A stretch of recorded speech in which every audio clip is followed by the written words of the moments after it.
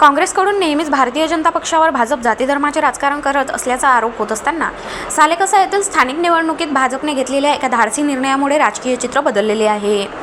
भाजपने open general कॅटेगरीमधून एका अनुसूचित जाती एससी समाजातील उच्च शिक्षित उमेदवाराला संधी देऊन सर्वांना संधी देण्याच्या धोरणावर आपण ठाम असल्याचे दाखवून दिले आहे।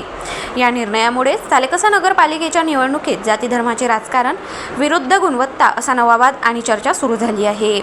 विधान परिषद सदस्य तसेच महाराष्ट्र प्रदेश भाजप महिला आघाडीच्या अध्यक्ष चित्राताई वाघ यांनी सालेकसा येथील नगरपंचायत अध्यक्षपदाचे उमेदवार डॉक्टर राजेंद्र बढोले आणि 17 प्रभागातील 17 नगर परिषद सदस्य पदाच्या उमेदवारांच्या जाहीर सभेनंतर माध्यमांशी संवाद साधला। यावेळी त्यांनी काँग्रेस सध्या सालेकसा नगरपंचायत निवडणुकीत एससी ओबीसी असा मुद्दा चालवून जात आणि धर्माचे राजकारण करत असल्याबद्दल सडकून टीका केली। चित्राताई वाघ यांनी स्पष्ट केले की भाजपने जातीपातीच्या राजकारणाला थारा न देता गुणवत्तेला आणि कार्यकर्त्यांच्या कामाला महत्त्व दिले आहे। त्या म्हणाल्या, आज भारतीय जनता पार्टीच्या माध्यमातून ओपन जनरल कॅटेगरी असतानाही आम्ही आमच्या एका एससी भावाला त्या ठिकाणी संधी दिली आहे। आम्हाला विश्वास आहे की जनता त्यांना चांगल्या मतांनी निवडून देईल।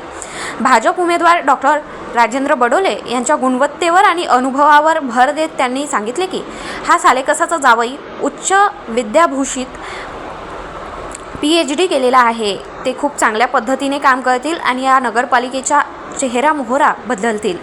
लोकसभा निवडणुकीत विरोधकांनी संविधान बदलणार असा खोटा नरेटिव्ह सेट करून लोकांच्या मनात विष पेरल्याचा आरोपही त्यांनी केला। परंतु आता भाजपने एका आरक्षित वर्गातील उमेदवाराला ओपन जागेवर संधी देऊन आपण आरक्षणाची चौकट मोडून आणि सर्वांना संधी देण्याच्या धोरणावर ठाम असल्याचे दाखवून दिले आहे।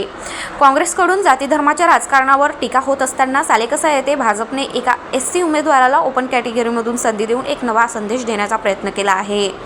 आता सालेकसा येथील जनता भाजपच्या या उमेदवाराला कसा प्रतिसाद देते आणि हा नवा राजकीय संदेश मतदारांना कितपत आकर्षित करतो हे पाहणे महत्त्वाचे ठरणार आहे। गाव माझा न्यूजकरिता राधाकिशन चुटे, गोंदिया।